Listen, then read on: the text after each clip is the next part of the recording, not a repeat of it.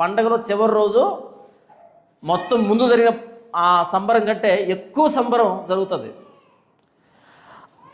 ఆ పండుగలో మహాదినమైన అంత్యదినమున యేసు నిలిచి ఎవడైనను దప్పికొని నీడల నా యొద్దకు వచ్చి దప్పి తీర్చుకునవలెను. పండుగలో దప్పికి ఎందుకు అవుతుంది? ఫుల్గా తాగి ఉండదు అప్పుడే కదా. పండుగలో దప్పికి ఆకలే ఉండదు. పండగ అంటే తినడం తాగడం. ఆ మహాదినమున అంత్యదినమున యేసుప్రభు నిలిచి ఎవరికైనా దప్పికైతే నా దగ్గరకు వచ్చి దప్పి తీర్చుకోవాలి. ఈయన చలివేంద్రం పెట్టాడు అక్కడ. ఆ పండుగలో చలివేంద్రం కానీ, మజ్జిగ స్టాల్ కానీ, లేదా రసన కానీ, కూల్ డ్రింక్స్ కానీ ఏమైనా పెట్టాడా? రండి నా కొట్టు దగ్గరికి రండి ఏమైనా పిలుస్తున్నాడా? చెరుకు రసం పెట్టాడా? ఏంటి ఆయన ఉద్దేశం? ఎవరికైనా దప్పిక అయితే ఏం దప్పిక? ఏముంటుంది దప్పిక? ఇది భౌతికమైన దప్పిక కాదు, ఆత్మీయమైన దప్పిక.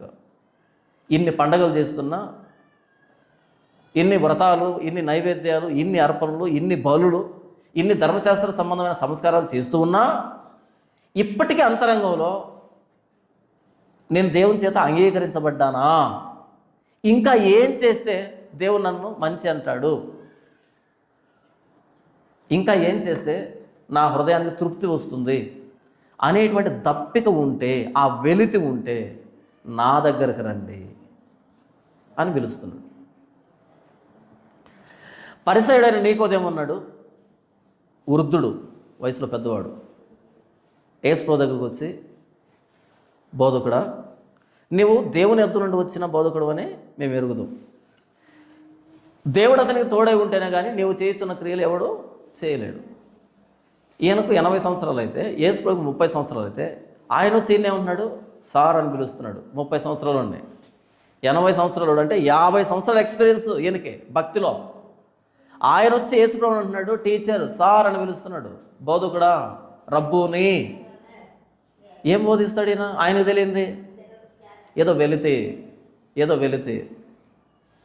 అప్పుడు యేసుప్రభు చెప్తాడు, ఒకడు క్రొత్తగా జన్మించితేనే కానీ వాడు దేవుని రాజ్యం చూడడు. కొత్తగా జన్మించడమా?